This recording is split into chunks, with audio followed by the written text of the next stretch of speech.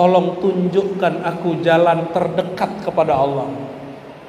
Wa azkaha wa ashalaha wa aqrabaha. Kalau begitu, pantas enggak gerak-gerak Allah, tubuh milik Allah, nyawa milik Allah, ruh hembusan Allah, lalu minta upah pahala dari Allah? Tua ya, pelajari ilmu ini Pak Dandim, ini penting sekali ini. Ilmu gerak hati. Kalau nggak tahu rumusnya, cukup sholat 2 rakaat. Gampang toh syariat Islam. Ini cek ya. Ciri orang sudah menikmati sholat dia di tempat ramai lama, di rumah juga lama. Tapi orang Islam itu la khaufun alaihim walahum yahzanun. Sedihnya tidak berlarut. Ciri-ciri ahli sorga, dia tidak larut dalam ketakutan, dia tidak larut dalam hazan, kesedihan.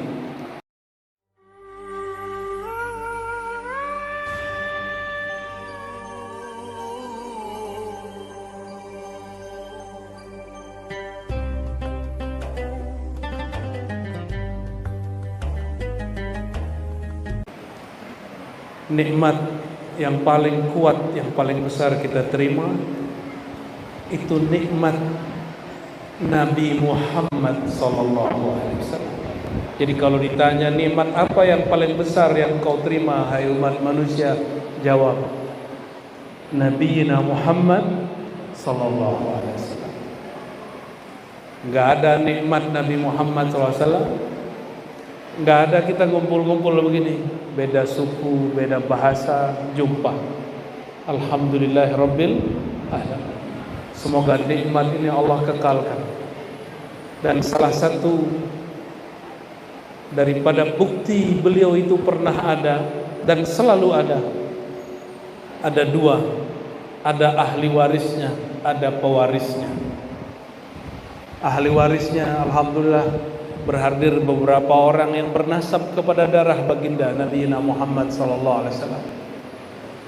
Dan yang kedua ada pewarisnya, yaitu orang yang mewarisi nur Nabi Muhammad SAW. Kita doakan beliau-beliau itu diberkahi hayatnya oleh Allah Subhanahu wa taala. Amin ya rabbal alamin. Sebelumnya mari kita kirimkan suratul Fatihah untuk ruhaniyah Rasulullah SAW, para anbiya mursalin, para aulia arifin, para ulama yang hidup ataupun yang sudah wafat, para pemimpin-pemimpin yang adil, semua umat Islam yang ada nur cinta kepada Allah, nur Sayyidina Muhammad SAW. Al-Fatihah.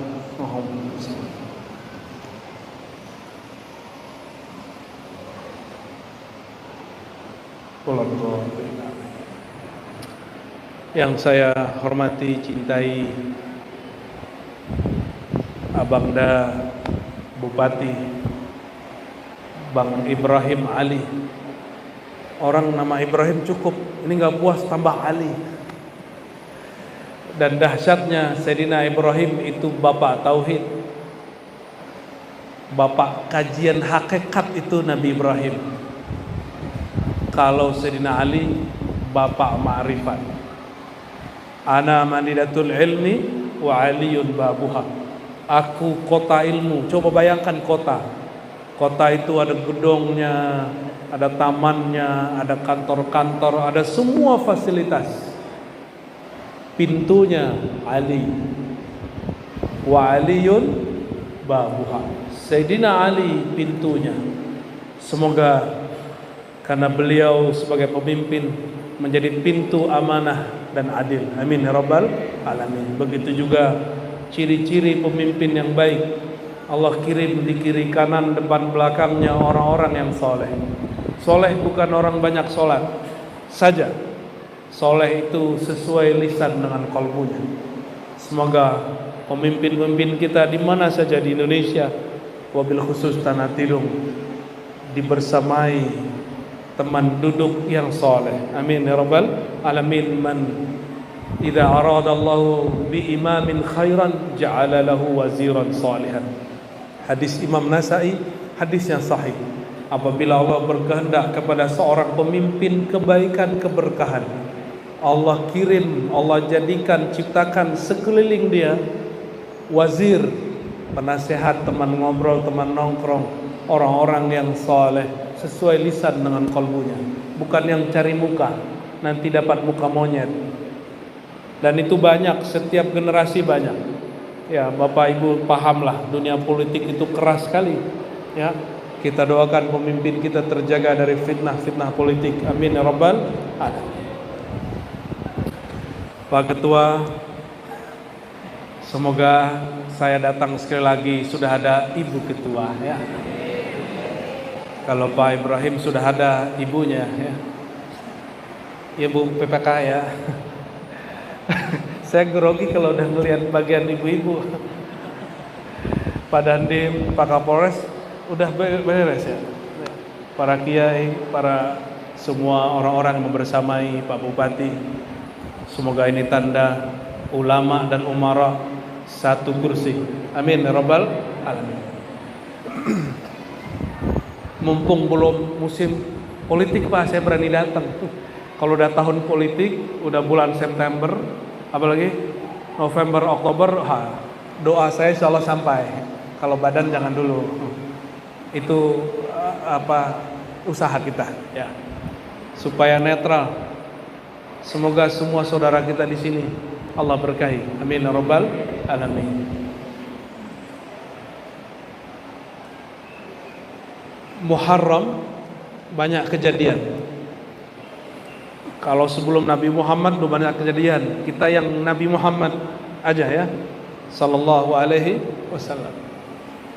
Muharram itu tahun paling berat, bulan paling berat, tapi juga bulan menyenangkan, tapi juga bulan yang menyedihkan. Karena di bulan itu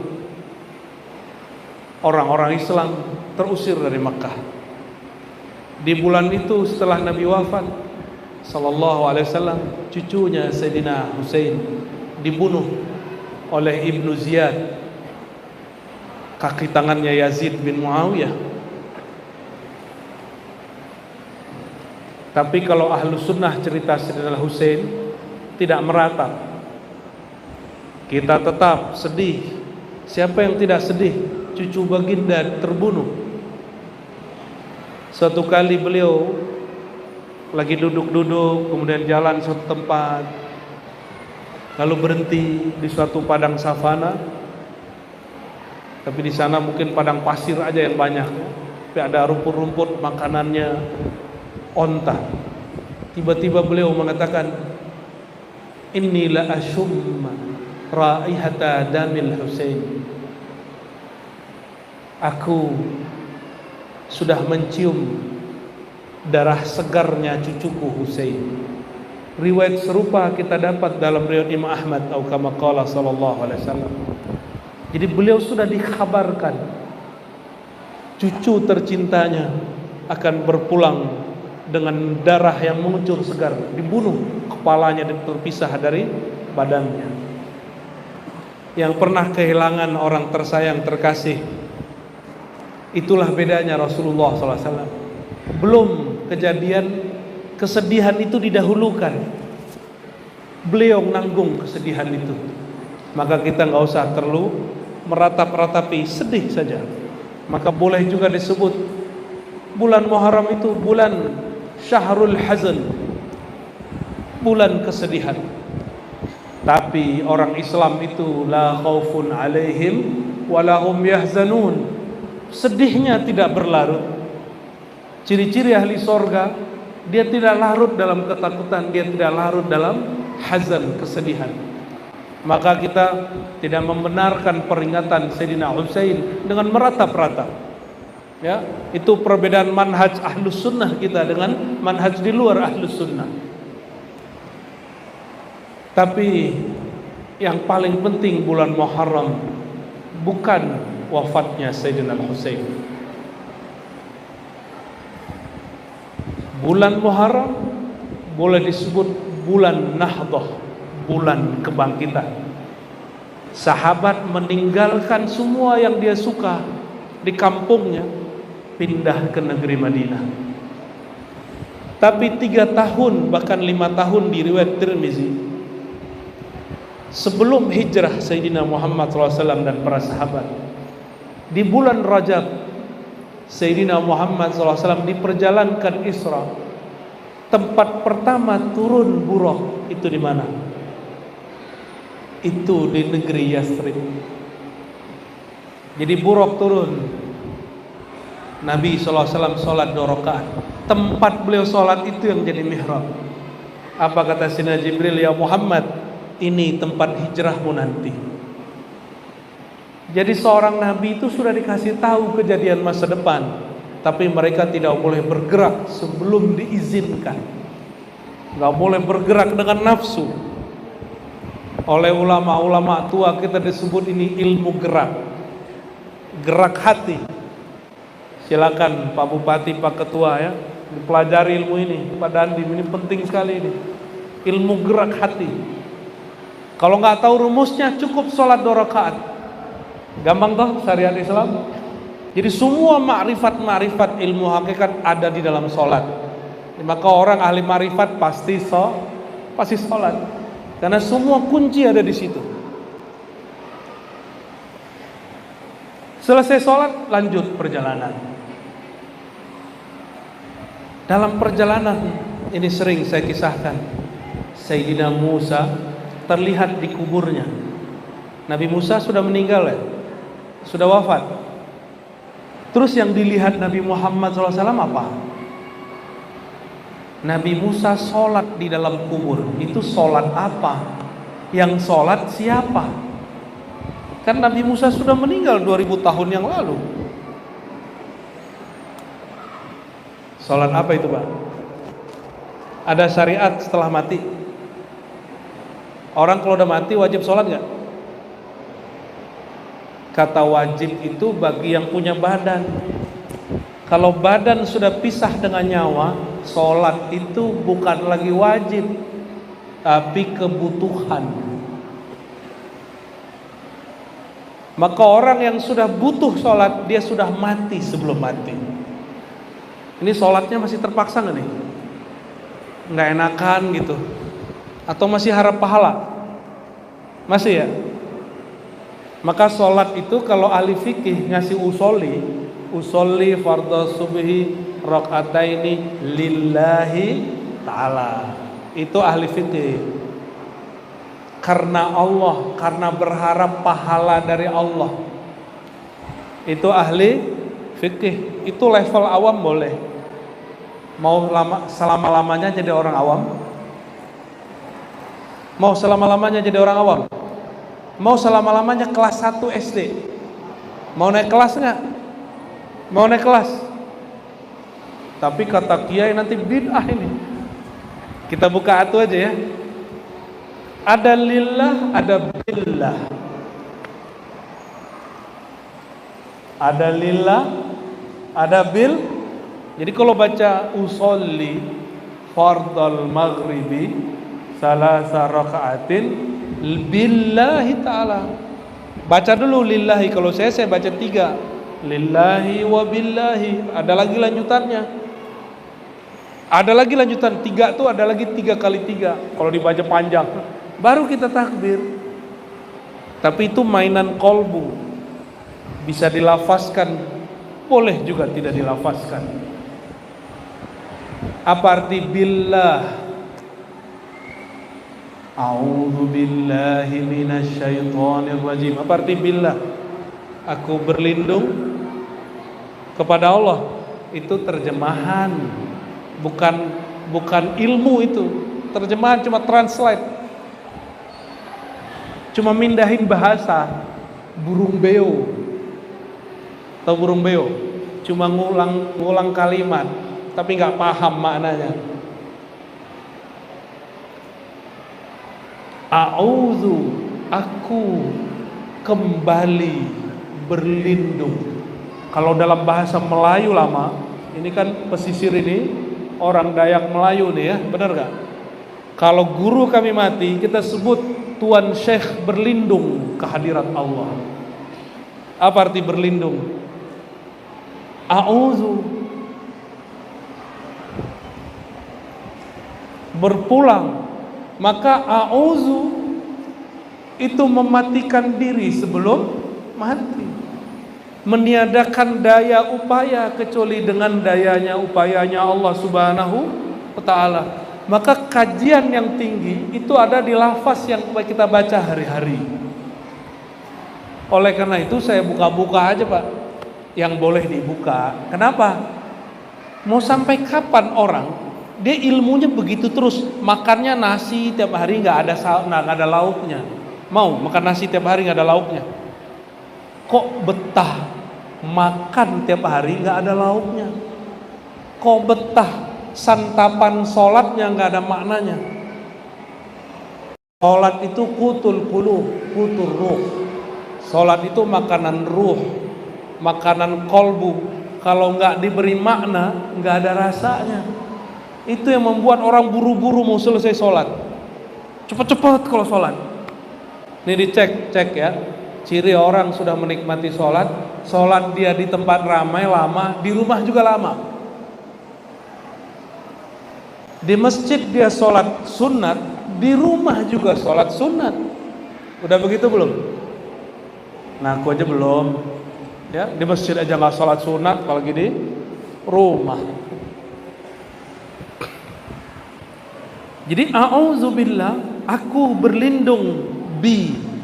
Terjemahan harfiah bi apa? Secara translate ba. Apa arti ba? Bismillah, dengan nama Allah. Billah, dengan Allah. Sebenarnya ada ilmu namanya ilmu titik, tapi saya nggak boleh buka Pak. Biar penasaran aja ya. Jadi titik di bawah batu ada ilmunya, tapi itu ilmu tengah malam itu. Maka a'udzubillah, aku berlindung menghabiskan semua sifat-sifatku yang nyata hanya sifat Allah. Menghabiskan semua fiil perbuatanku yang nyata hanya perbuatan Allah. Jadi kalau takbir yang bikin kita bisa angkat tangan siapa? Allah, betul. Yang bikin kita bisa ruku siapa? Allah, benar. Yang bikin kita bisa sujud juga Allah. Kalau begitu, pantas nggak gerak-gerak Allah, tubuh milik Allah, nyawa milik Allah, ruh hembusan Allah, lalu minta upah pahala dari Allah? Pantas nggak? Saya minjam mobil bagusnya Pak Bupati, dipakai 5 hari, keliling-keliling lah ini Kalimantan. Habis pulang saya bilang, Pak Bupati, saya sudah pakai mobil Pak Bupati 5 hari, mana hadiahnya? Itu waras nggak? Maka ketidakwarasan itu diajarkan hari ini. Mau diajarkan yang nggak waras-waras begini? Mau jadi nggak waras Pak, jadi waras. Maka orang waras itu disebut arif, bahasa Arabnya. Orang yang arif, udah jadi bahasa Melayu. Orang yang bijak, orang yang mengerti. Yang mengerti bahwa gerak dia dalam menyembah Allah adalah gerak Allah sendiri. Itulah makna a'udzu billah. Itu makna la haula wala quwata illa billah. Ilmunya nggak tinggi-tinggi kok. Bacaan sebelum baca Quran sama bacaan dengar azan. Jadi kalau orang nanya, kenapa nih Ar-Razi ini buka ilmu tinggi? Gak ada yang tinggi, ente aja jarang denger. Ya, yang dibuka cuma la haula wala, auzubillah, bismillah, apa yang tinggi? Kajian puncak saya nggak jauh-jauh, cuma syahadat, nggak jauh-jauh. Jadi kajian puncak itu syahadat, nggak ada tinggi-tinggi. Syahadat rukun Islam bukan? Rukun Islam. Nggak ada kajian lebih tinggi dari kajian syahadat.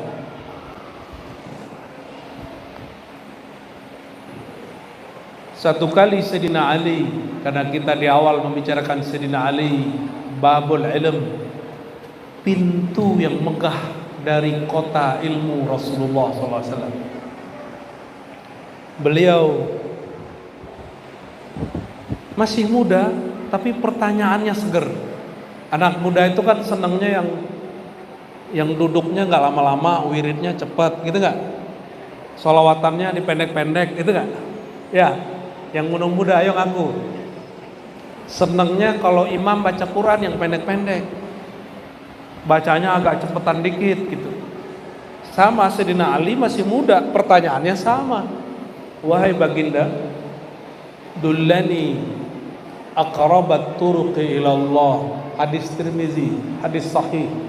Wahai baginda Rasulullah, tolong tunjukkan aku jalan terdekat kepada Allah. Wa azkaha wa ashalaha wa aqrabaha. Pertanyaannya paling cepat, paling mudah, paling ringan.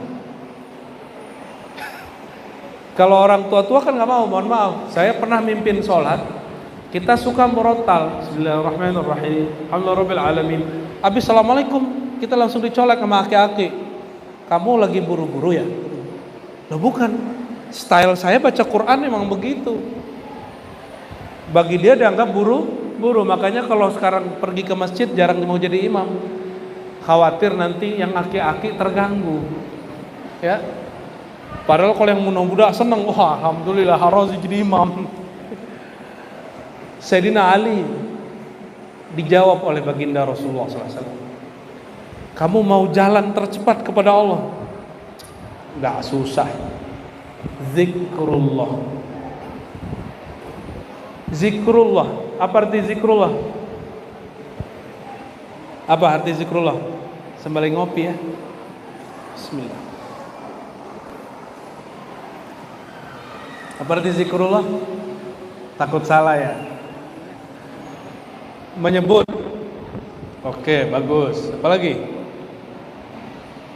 Mengingat. Apa yang diingat? Allah. Emang bisa ingat? Ada yang bisa ingat wajah Allah? Kayak gimana rupanya? Itu benar.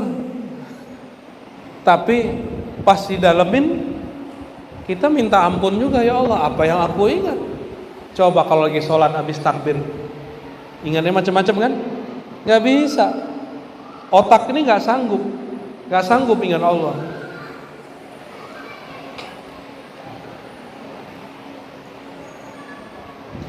Maka zikir itu mengingat, mesti tahu pakai apa ngingatnya. Pakai otak. Pecah otak kita. Maka ada orang gila, katanya belajar torikot, gila. Itu bukan torikot, dia keliru. Tandanya gak punya mursyid. Punya mursyid tapi gak patuh kepada mursyidnya. Baca-baca buku sendiri diamalin, nonton YouTube diamalin. Hati-hati ya, ini zaman now nih gawat ini. Jadi kalau mengingat, bisa gak mengingat sesuatu yang belum dilihat? Bisa gak? Bisa? Hah? Kita belum pernah ketemu, belum kenalan, bisa gak ingat? Gak bisa ya? Gak bisa. Tapi Allah mengatakan aqimis salata lidzikri. Dirikan salat, lakukan salat untuk mengingat aku.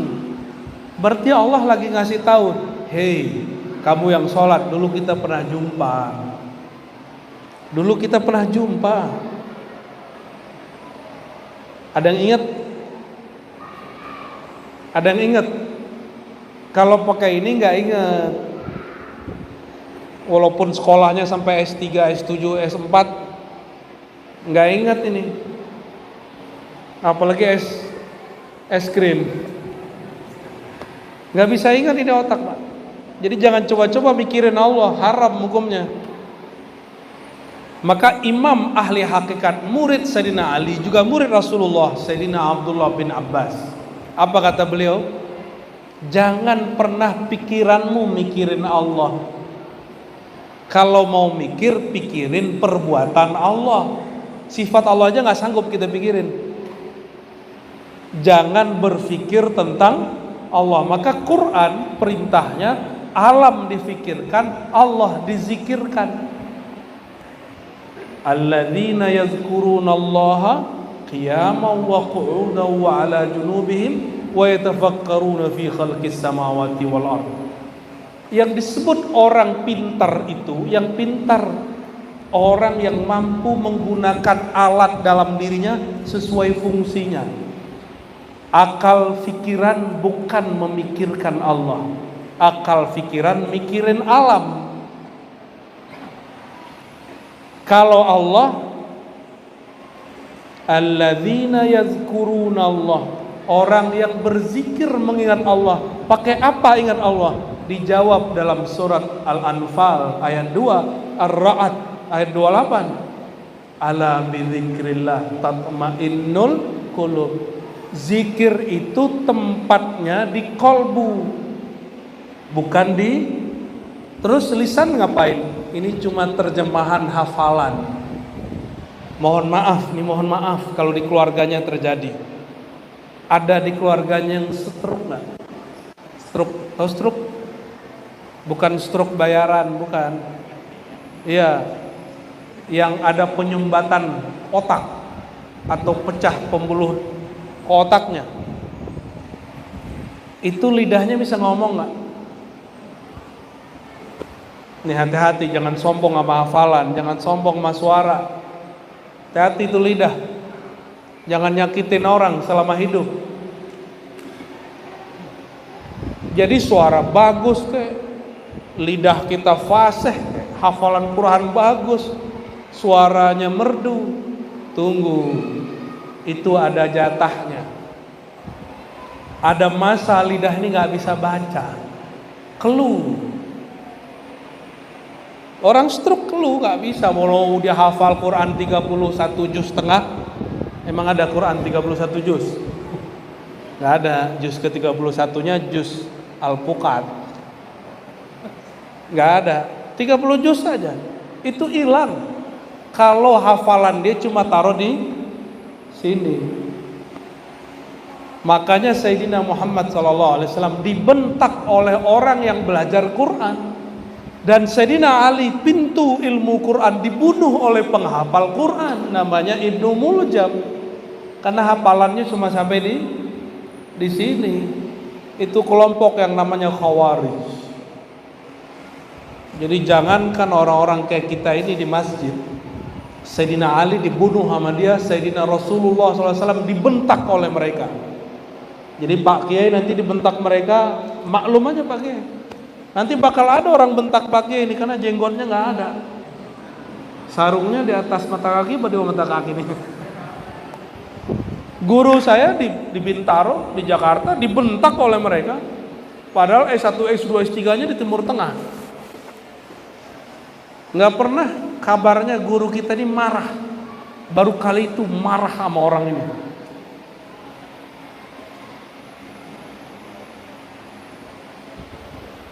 Nah, tapi jangan bahas itu ya. Nanti hot lagi, panas lagi. Jadi siapa yang ingat Allah? Idza dzukirallah wajilat qulub. Jika disebut nama Allah, di mana disebutnya? Di kolbu, baru bergetar kolbunya. Kalau di lidah mah lidah cuma gini-gini doang. Khawarij hafal Quran cuma sampai di kepala, tembus ke sini tidak. La yujazi taraqihim, enggak tembus apalagi masuk kolbu.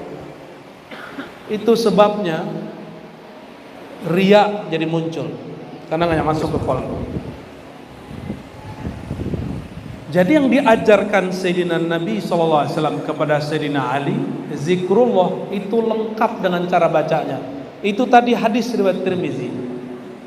Di hadis Imam Al-Hakim, hadis Imam Ahmad, ada juga riwayat-riwayat para ahli musalsal. Kalau kita gabung itu diajarkan cara bacanya. Tapi teknik ini tidak boleh dibagi secara umum. Dia mesti diambil dari ahli thariqah, ahli zikir yang dapat izin dari gurunya. Apa tekniknya? Kita sebutkan contoh hadisnya.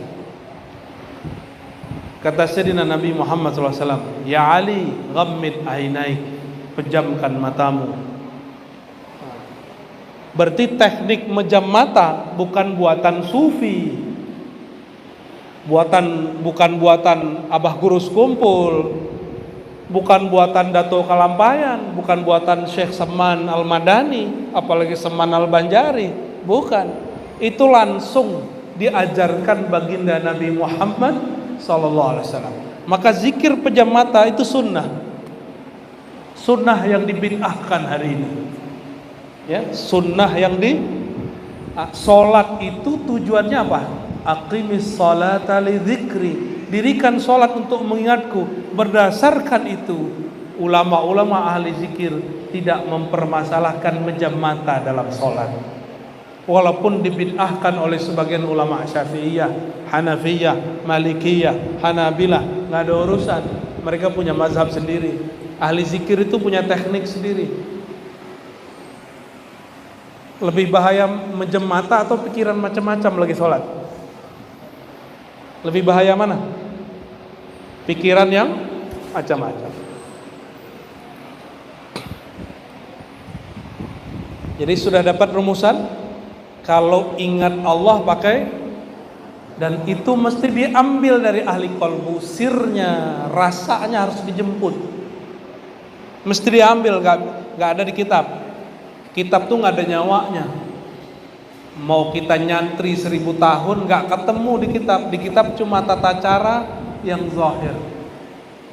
Mesti diambil dari ahlinya, dari orang yang nyambut ilmu itu, dari ahli qalbu sebelumnya.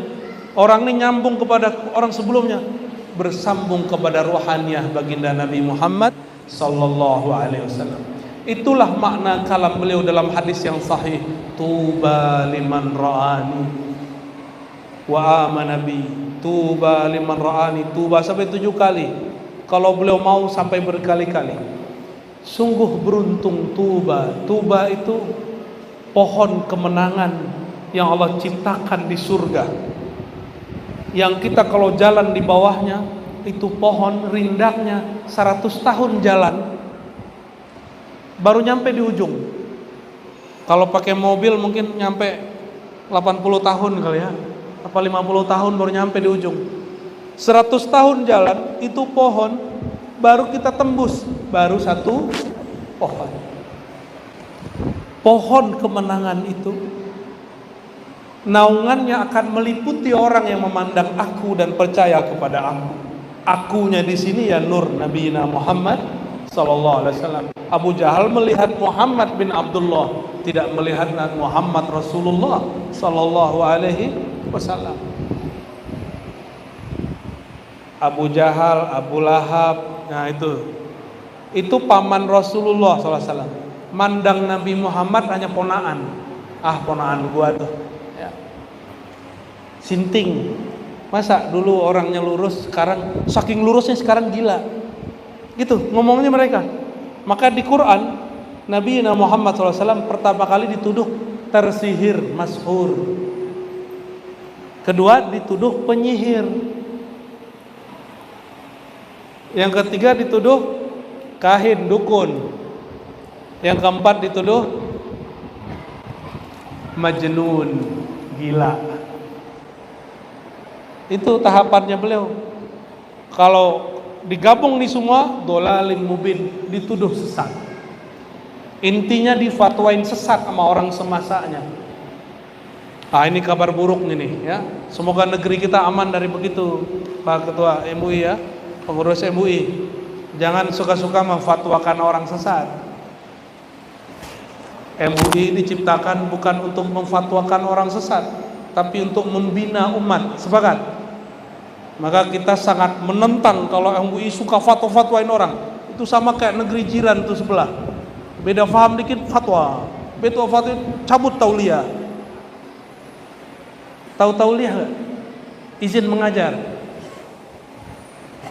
Alhamdulillah negeri kita enggak begitu ya. Alhamdulillah. Ya kalau di negeri kita ini kalau ada di jiran nih, kayak Guru Abbas tuh langsung dilarang ngajar itu. Serius.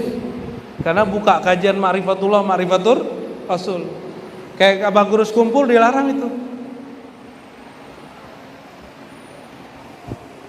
Ini bersyukurnya, alhamdulillah rabbil alamin. Maka para dai, para ulama, jangan-jangan kita yang kurang bersyukur. bisanya ngeritik pemimpin, tapi kurang bersyukur kepada Allah karena kebebasan yang diberikan oleh pemimpin kepada kita berdakwah. Kita nggak diteror, Pak, nggak dijegal. Mohon maaf nih Pak Dandim, Pak Dandim pernah dulu jegal kiai nggak waktu zaman muda-muda dulu? Jujur nih. Alhamdulillah enggak ya? Oh, alhamdulillah. Oh, generasi muda berarti nih Pak Dandim nih ya. Kiai saya, guru saya, tokoh masyumi, ceramah bab amanah dan adil. Turun langsung dipanggil sama Pak Kodim. 7 jam ditanya, lama-lama jadi murid. Untung guru kita pinter ngomong. Itu tahun 97, 98 reformasi. Umur guru kita sudah tua saat itu, umurnya sudah 73. Udah 73 masih dipanggil-panggil sama Pak tentara kan? Zaman itu. Coba sekarang orang teriak-teriak, turunkan presiden, dia ditangkap nggak? Nggak ada. Orang lupa dengan memori ini, memori kebebasan berceramah. Maka kita wajib bersyukur, ya. Buat maulid pakai surat izin nggak? Ya, yang punya majelis, antum buat majelis pakai surat izin nggak? Udah bersyukur, jadikan majelis maulid majelis syukur. Kawan saya di jiran sana kalau mau bikin maulid, cari apartemen yang nggak ada orang tahu, tamatan Yaman, nggak boleh, karena nggak dapat tauliah. Kata Pak Kapolres malam tadi, di sini kalau ada tamatan Yaman, kita jagain kalau maulid. Jangan sampai ada yang ganggu, kalau perlu tutup jalan. Ada nggak negara Islam yang begitu? Coba bikin maulid di Saudi, ditangkap askar ente. Bikin ngumpul-ngumpul di Mesir, berat. Cuma karena orang kurang siru fil ard, kurang jalan di muka bumi, maka dia kurang bersyukur kepada Allah Subhanahu wa ta'ala. Maka nggak bergetar hatinya dengan bersyukur. Ustadz, dai-dai, khotib banyak sekali ngomong syukur di mimbar, tapi dia nggak pernah mensyukuri mimbar yang dia injak itu, dia nggak syukuri. Ini saya lagi nyeramain diri saya nih Pak Ibu, ya. Makanya saya jarang sudah khotbah Jumat. Sudah jarang khutbah Jumat. Takut rukun dan syaratnya kelewat. Tapi jangan takut ya, nanti nggak ada yang khotib di sini. Salah tinggal dibenerin, tinggal sholat zuhur habis sholat itu. Oke, kembali ke yang tadi. Jadi kalau zikir pakai apa? Tadi pertanyaannya saya ulang. Zikir mengingat. Oke. Kalau belum jumpa bisa ingat? Berarti perintah zikir Allah perintahkan di Quran karena Allah ingin ngasih tahu, hei hambaku, kita dulu pernah jumpa. Sekali jumpa, selama-lamanya pasti jumpa. Gimana? Udah jumpa sama Allah? Bingung kan? Karena pakai ini. Kalau jumpa dengan kekasih, deg-degan gak? Sayyidina Abu Yazid Al-Bustami sezaman dengan imam-imam al-hadis, kalau mau sholat dadanya deg-degan, bukan takut tapi rindu. Dia rindu. Ada yang sholat rindu, kalau perlu sholatnya cepat-cepat ya. Nggak kebayang kan? Oke, saya kasih contoh. Jika bapak, ibu, saudaraku pernah jatuh cinta, mau jumpa sama orang yang dicinta, deg-degan nggak? Deg-degan nggak? Ibu Bupati gimana? Deg-degan mau ketemu Pak Ibrahim? Ya, bener ya? Halo, Bang. Dulu deg-degan mah ketemu doi. Ya, bener. Dulu mau jumpa, mau janjian, mau ngedate. Deg-degan nggak? Betul nggak? Pengen terlihat rapi, pengen terlihat sempurna, bentar-bentar lihat kaca, ya kan? Emang muka kita begitu, kaca disalahin. Kenapa?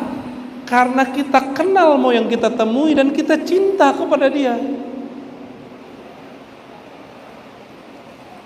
Sudah mulai connect? Nih, perhatiin. Semua keindahan di alam, kecantikan wajah perempuan, ketampanan wajah laki-laki, itu cuma 0,0 dari percikan keindahan Jamalul Mustafa sallallahu alaihi wasallam.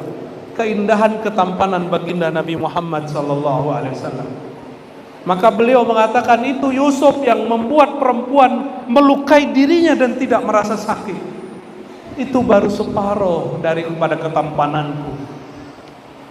Tapi disembunyikan beliau.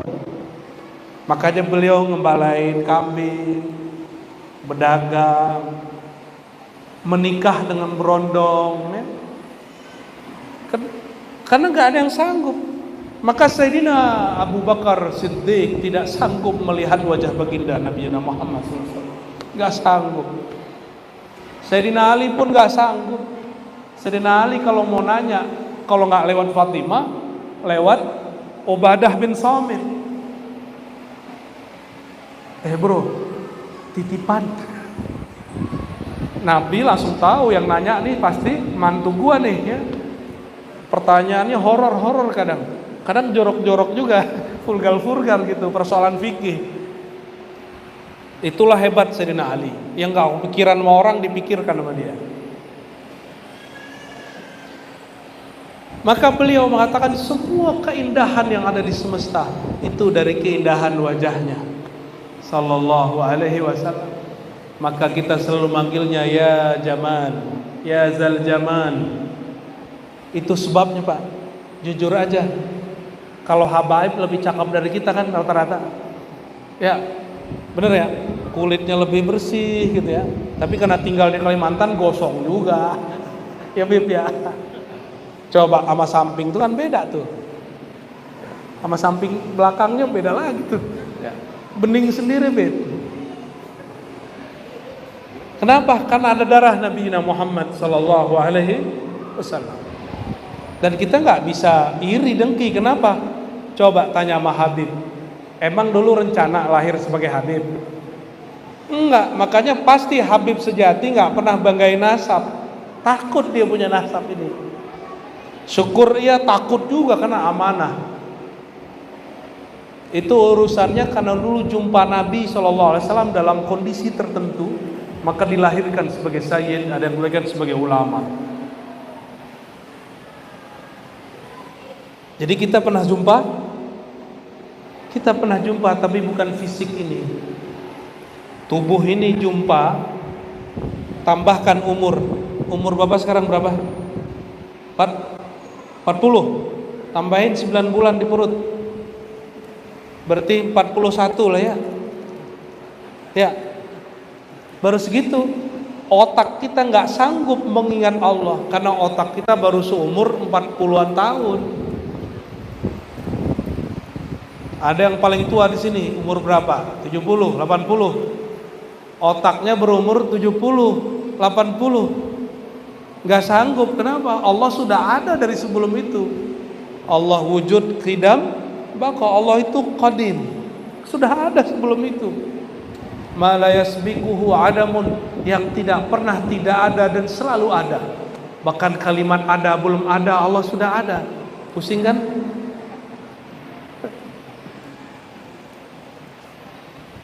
Kalau pusing pulang aja ya.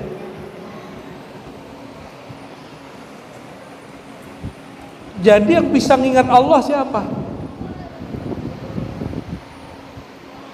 Yang Allah hembuskan ke dalam badan ini, itu yang bisa ingat Allah. Apa yang Allah hembuskan ke dalam diri kita? Ruh penyawa. Ruh apa nyawa? Ruh. Nafakhtu fihi min ruhi. Aku hembuskan kepadanya sebagian dari rohku. Rohku bukan zatku. Jadi jangan salah paham. Allah tidak pernah membagi zatnya ke kita, nggak pernah. Yang dibagiin ke kita hembusannya. Ruh itu menjadi akar kata dari semua kalimat kasih sayang. Rahman, Rahman, Rahim, rahmatan lil alamin. Maka orang kalau punya rohani pasti ada kasih sayang di kalbunya. Ada seorang sahabat datang kepada baginda SAW. Ya Rasulullah, hatiku keras, gak bisa zikir. Apa kata Nabi SAW? Kamu cari orang yang hidupnya paling susah, bapaknya gak ada, emaknya gak ada. Santuni dia, peluk dia, usap kepalanya. Dia datangin itu anak yatim piatu, dia usap, dia santuni, dia peluk, baru dia ingat, oh ini Rahman Rahimnya Allah Subhanahu wa ta'ala. Jadi zikir itu gak hanya di atas sajadah. Ada zikir, zikir amali, zikir beraktivitas. Nih yang susah-susah, nih kolbunya gak bisa zikir, cari orang hidupnya paling susah, bantu dia. Nanti minta doa sama orang itu, coba rasakan getaran doanya, nanti berasa.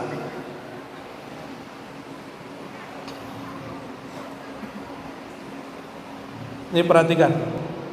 Ini saya sering sampaikan ayatnya, cuma terjemahan malam ini beda dikit. Wa mimma razaqnahum yunfiqun. Dari yang kami rezekikan, sebagian yang kami rezekikan mereka infakkan, mereka bagi. Infak itu artinya apa? Bagi. Rezeki itu ada dua. Ada rezeki zahir, ada rezeki batin. Nikmat itu ada dua, nikmat zahir, nikmat batin. Nikmat yang diberikan kepada Pak Bupati, Pak Ketua DPR apa? Pak Dandim apa? Pak beliau-beliau ini nikmat zahir. Maaf ya Pak ya, nikmat zahir itu. Nikmat yang diberikan kepada ahli ilmu, nikmat apa? Nikmat batin. Maka Sayyidina Ali waktu ditanya, kamu pilih aku kasih harta atau pilih kasih ilmu? Jawabannya apa? Ilmu. Karena kalau harta di Tuban ada perusahaan baru minyak. Ada orang Tuban sini, waktu pembebasan tanah itu mendadak jadi miliarder, mendadak beli mobil padahal belum punya SIM. Setelah 2 tahun, tadinya musim punya mobil, sekarang musim jualan mobil. Ya, mungkin mereka sudah mulai paham ilmu Sayyidina Ali, bahwa kalau duit mau sekian M pasti habis. Apalagi buat kampanye, pasti habis. Tapi kalau ilmu gak pernah habis. Mohon maaf nih Pak Kiai, orang jadi ketua MUI, ketua PBNU itu paling 5 tahun, tapi ilmunya Kiai berapa tahun? Sampai mati. Sampai mati. Wa mimma razaqnahum yunfikun. Salah satu rezeki selain itu adalah sifat-sifat Allah Rahman Rahim, dibagikan nurnya kepada kita. Apa sifat yang paling sering Allah ulang-ulang dengan namanya? Rahman dan Rahim. Jadi siapa yang punya Rahman Rahim di hatinya, dia akan suka berbagi. Maka kita sering kasih contoh, botol isinya air putih, keluarnya putih. Kalau botol isinya kuning, keluarnya ini kopi, saya tuang keluarnya putih apa hitam. Orang kalau di dalam kolbunya isinya cahaya, keluarnya kebijaksanaan. Kalau di dalam kolbunya isinya WC, jamban, tempat buang kotoran, kalau dia marah, dia seneng aja ngomongnya TAHI. Tahu? Jangan dibaca. Ya. Lain lagi kalau dalam dirinya kebun binatang, aduh, semua nama binatang keluar tuh ya. Tinggal yang mana nih, isinya yang mana nih? Kita melihara apa di sini? Maka perhatiin yang ditonton apa, yang didengar apa. Itu yang saya maksud, Abang dan Bupati, temennya siapa? Karena itu input.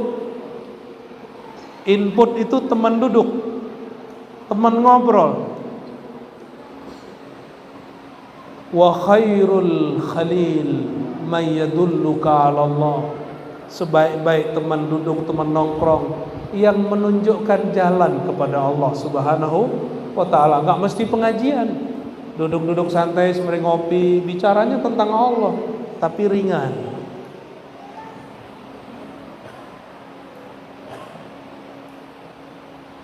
Satu kali Nabi Muhammad SAW, hadis Sahih Bukhari, dikabarkan bahwa anak cucunya nazar, sakarat. Maka beliau datang dan beliau melihat cucunya sakarat, beliau menangis. Sahabat nanya, ini kerasnya orang Arab nih, udah ketemu Rasulullah SAW masih keras. Apa kata dia? Ya Rasulullah, apa-apaan ini? Kok engkau menangis? Dan jawaban Nabi ngena. Jawabannya langsung menghajar isi kalbu dia. Apa kata Nabi Muhammad SAW? Zalika tilka rahmatun wada'aha fi qulubin man sya'a min ibadihi. Hadis sahih ini. Itulah kasih sayang Rahman Rahimnya Allah, yang Allah titipkan nurnya di dalam dada hamba yang dia kehendaki, yang dia pilih. Maka saya yakin yang hadir malam ini itu orang yang dikehendaki dapat nur Rahman Rahim Allah. Amin ya rabbal alamin. Maka nanti kalau ada kucing jangan ditendang Pak ya. Apalagi kalau anak berisik di masjid, jangan ditendang, dididik. Ya, Rasulullah SAW lagi khutbah, tiba-tiba Sayyidina Al-Hasan Husain lagi main, dipeluk, beliau turun, dipeluk. Bahkan dibawa ke atas mimbar. Apa kata beliau?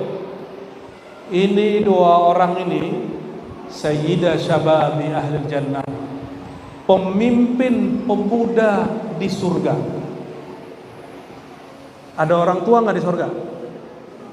Nggak ada kan? Berarti semuanya pemuda. Nah, maka Abah tenang Mbak ya. Tenang Pak ya. Yang sudah berumur di atas 40 tenang. Nanti kita seumuran semua. Cuma kalau di sini kita beda umur, beda jatah, beda nasib. Di sana kita seumuran semua. Seumur dengan Nabiullah Isa diangkat. Cari sendiri umur berapa beliau diangkat. Seger. Siapa pemimpinnya? Sayyidina Al-Hasan, Sayyidina Al-Husain. Kira-kira kalau anaknya begitu, bapaknya gimana? Sayyidina Ali. Bapaknya pemimpin. Sallallahu alaihi wasallam.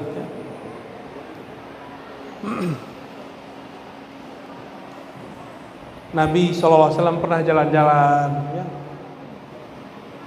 Udah jauh, beliau mampir ke tempat Sayyidah Fatimah. Hadis Sahih Bukhari. Sampai di depan tempat tinggal Sayyidah Fatimah, ada tempat nongkrong santai-santai depannya. Apa balai-balai gitu ya. Duduk-duduk situ, apa kata Nabi? Aina luka, aina luka. Hadis Sahih Bukhari ini bukan hadis Syiah ini. Aina luka, ternyata Sayyidina Al-Hasan, abangnya Sayyidina Al-Husain punya panggilan luka. Luka itu kalau bahasa orang Jakarta bocil, bocah. Kalau orang Tanah Tidung nyebut bocah apa? Bocil itu apa? Bocil juga? Nggak ada? Wah, kurang kosakata ini. Ada? Anak kecil gitu. Apa sebutannya? Ya. Anak lemot. Anak lemot. Lucu juga ya. Jadi Nabi SAW duduk-duduk, sekedarnya apa? Cucunya. Aina luka. Mana si bocah kecil? Mana si emot gitu ya. Tiba-tiba Sayyidina Hasan keluar. langsung dikejar beliau, dipeluk, dicium-ciumin. Keluar kalam beliau, ini kalam mengerikan sekali. Ya Allah, kata beliau, inni uhibbu, aku cinta kepada Hasan. Fa ahibba man yuhibbu, maka cintai siapa yang mencintai Al Hasan. Maka qulu, katakan, ya Rabb, inni uhibbu Sayyidina Al Hasan. Coba baca, ya Rabb, inni uhibbu Sayyidina Al Hasan. Ya Allah, aku cinta Sayyidina Hasan. Itu bukan Syiah, itu ajaran Ahlus Sunnah yang sekarang disembunyiin orang. Itu mencintai Ahlul Baitin Nabi sallallahu alaihi wasallam, Hasan dan Husain Fatimah. Orang takut dituduh Syiah, takut dituduh sesat, tapi dia tidak takut di hadapan Nabi Muhammad sallallahu alaihi wasallam. Malu dituduh Rafidhi, Syi'i, tapi dia tidak takut, tidak dipandang oleh Sayyidina Muhammad sallallahu alaihi wasallam.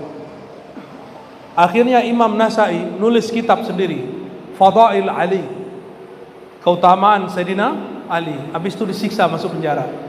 Bayangin, Imam Ahlus Sunnah di zaman Salafus Soleh yang disebut zaman kejayaan, itu nulis Fadilah Ali, masuk penjara. Imam Ahlus Sunnah itu.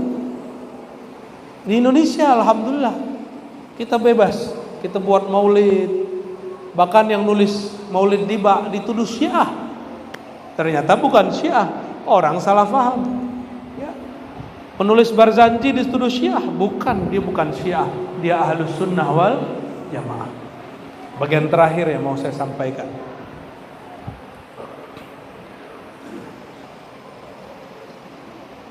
Jadi berzikir pakai kolbu.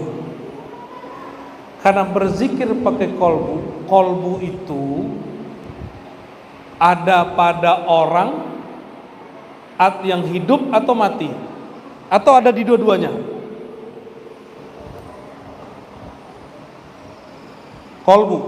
Kolbu ikut mati nggak waktu orang mati? Kolbu ikut mati saat orang mati? Itulah yang dilihat Sayyidina Muhammad SAW waktu Sayyidina Musa sholat di kuburnya, padahal badannya sudah mati. Kolbunya, rohnya masih utuh. Maksud saya menyampaikan ini, Bapak saudara saudariku, Bapak Ibu, umur ini ada jatahnya. Syukur-syukur umurnya panjang. Kata Nabi Muhammad SAW, umur umatku, umru ummati ma baina 60 ila 70 wa qalilun ma yujawiz dzalik. Hadis sahih Bukhari. Umur umatku hanya antara 60 dan 70, antara 60 sampai 70, sedikit yang lewat 70. Ayah saya, abah saya, Khalifah Thariqah Naqsyabandiyah, wafat umur 67, nggak nembus 70. Ada 1-2 guru saya sampai 80. Guru Hikam masih hidup, 86 atau 88 umurnya hari ini. Mursyid tarekat Saman saya, Abuya Hasan Basri, wafat tahun 74, umur 74. Sedikit, rata-rata guru saya meninggal umur 40, 50, 60, kebanyakan 60. Betul, di sini juga sama. Banyak meninggal 60, terutama udah pensiun. Bingung mikirin ngapain, ya, tiba-tiba sakit, stroke, mati. Maka yang pensiun gak boleh berhenti beraktivitas. Jabatan boleh berhenti, nur dalam diri harus tepat terbit, gak boleh berhenti. Maksud saya sederhana, yang umurnya panjang abadi itu kolbu, Allah yang abadikan, ruh Allah yang abadikan. Maka kalau kita nabung beli rumah, bangun rumah untuk hari tua, sudahkah nabung untuk hari kolbu-kolbu setelah masa tua? Oleh karena itu, jika kita lihat ada orang gak nabung-nabung, kita sebut itu orang bodoh. Itu orang kerja boros, dan seboros-boros sebodoh-bodohnya orang Dia membangun rumah yang dia mau tinggalkan. Dia mempersiapkan sesuatu yang bakal dia lepas diri. Dan sepintar-pintar orang ulul albab yang dia menabung untuk kolbunya. Tabungan kolbu, tabungan zikrullah. Dan zikrullah mustahil tanpa ma'rifatullah. Maka wajib belajar ma'rifatullah, wajib mengenal Allah. Semoga semua yang hadir, termasuk kami, Allah selalu bimbing untuk jalan mengenal Allah, menyembah yang dikenal, menyembah yang dicinta. Alangkah mulia, alangkah senangnya menyembah yang dicinta, betul-betul menambah rindu. Menyembah yang dicinta membuat kita tidak sabar untuk ketemu dia. Menyembah yang dicinta berlama-lama pun rasanya sebentar saja. Semoga Allah berkahi malam ini. Ila ruhin Nabi sallallahu alaihi wasallam. Al-Fatihah.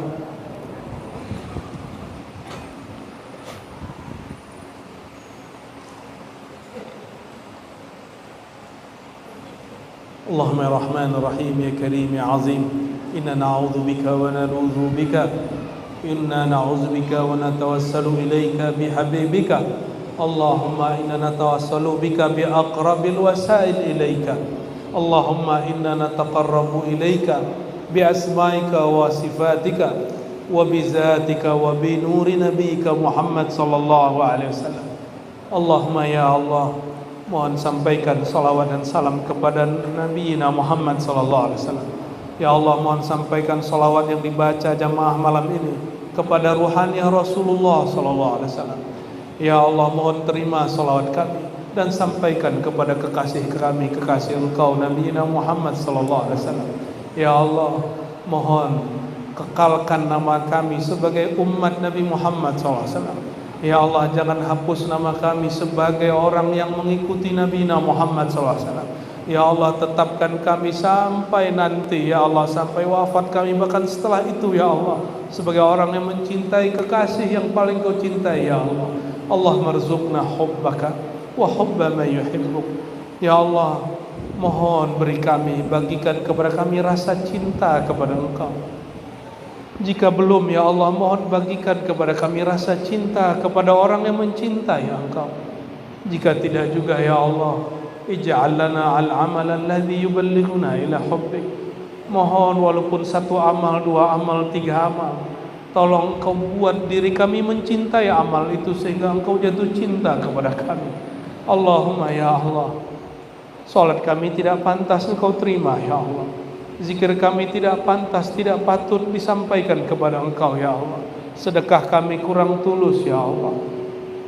Kata-kata kami menyakiti saudara kami, ya Allah, menyakiti tetangga kami, bahkan pasangan kami, bahkan orang terdekat kami, ya Allah. Namun ya Allah, Engkau Maha tahu isi hati kami, ya Allah. Di dalam hati paling dalam, ya Allah, kami ingin mengenal Engkau, ya Allah.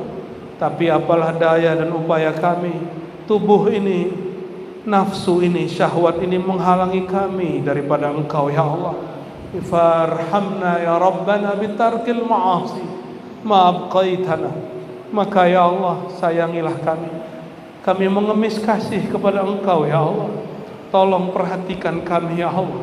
Jika kami terjebak kepada nafsu syahwat kami, tersesat dalam fikiran-fikiran yang tidak benar, ya Allah, mohon kami dijemput, ya Allah. Mohon kami diambil, mohon kami diselamatkan dengan kelembutan dan kelembutan-Mu, kelembutan dan keramahan-Mu. Allahumma ya Halim, ya Halim, ya Haliman la ya'jal, ya Halim, ya Rahman, ya Rahim, ya Latif, ya Latif. Ultuf bina walil hadirin wal hadirat wal mustami'in wal mustami'at. Ultuf li ummati Sayyidina Muhammad sallallahu alaihi wasallam.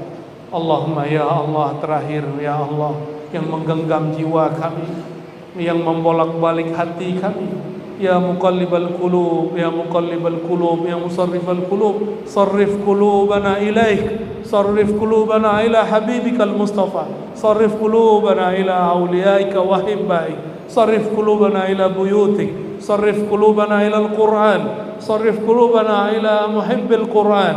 صاحب صرف يا ربنا وقلب يا ربنا يا مقلب القلوب إلى أحسن الأحوال إلى ما تحبه وترضاه. Ya Allah, jika Engkau membolak-balik hati kami, Jika Engkau merubah hati kami, tolong ubah hati kami mendekat, tambah mendekat kepada Engkau. Yang tadinya jauh menjadi tambah dekat kepada Engkau, yang tadinya jahil bertambah ilmu kepada Engkau, yang tadinya hatinya keras menjadi lembut, yang tadinya kasar berkata, kasar berkalam menjadi lembut dan menjadi santun. Allahumma ya Allah, istajib da'awatina ya mujib ya mujib ya mujib bihaqqi sayyidina Muhammad sallallahu alaihi wasallam. والحمد لله رب العالمين. إن الله وملائكته يصلون على النبي يا أيها الذين آمنوا صلوا عليه وسلموا تسليما. صلى الله على محمد صلى الله عليه وسلم. صلى الله على محمد صلى الله عليه وسلم. يا الله على محمد صلى الله عليه وسلم. صلى الله على محمد صلى الله عليه وسلم. الفاتحة.